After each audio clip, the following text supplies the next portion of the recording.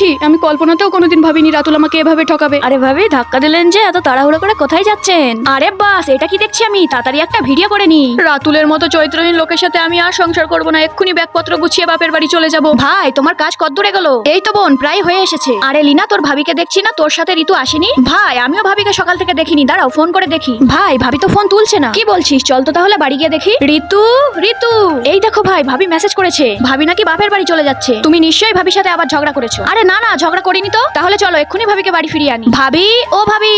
আরে ধুর, এভাবে কি কাউকে খুঁজে পাওয়া যায়? আরে ওই তো ভাবি। ও ভাবি, তুমি চলে যাচ্ছ কেন? কি হয়েছে আমাকে বলো। যাবো না তো আর কি করব? তুমি কি জানো তোমার ভাই পরকিয়া করে? আরে ভাবি, আসতে বলো, লোকে শুনলে কি বলবে? আগে বাড়ি চলো, তারপর ঠান্ডা মাথায় সব শুনবো। আরে লিনা, ছাড়ো তো, আমি ওই বেইমানের কাছে আর কোনোদিনও ফিরে যাবো না। ভাবি, ভাই কেমন মানুষ তুমি সেটা ভালো করেই জানো। এখানে নিশ্চয়ই কিছু না কিছু গন্ডগোল আছে। সত্যিটা না জানা পর্যন্ত তোমাকে আমি কোথাও যেতে দেবো না। চলো ভাবি, আগে ওই রাজুর কাছে যাই। বন্ধুরা, আল্লাহকে ভালোবাসলে লাইক করো, আর যদি শয়তানকে ঘৃণা করো তাহলে চ্যানেলটা সাবস্ক্রাইব করো। এই রাজু, তুই নাকি রাতুল ভাইয়ের কি ভিডিও করেছিস? কই দেখি তো। হ্যাঁ অবশ্যই, এক্ষুনি দেখাচ্ছি। এই দেখ তোর ভাইয়ের কাণ্ড। আরে ধুর, এইসব দেখানোর জন্য আমাকে এখানে এনেছো? আরে ভাবি, একবার দেখোই না। রাজু, এই জায়গাটায় পজ করতো। এই দেখো ভাবি, ওই মেয়েটার গলায় কিছু একটা আটকে গেছিল, তাই ভাই মেয়েটার জীবন বাঁচাচ্ছিল।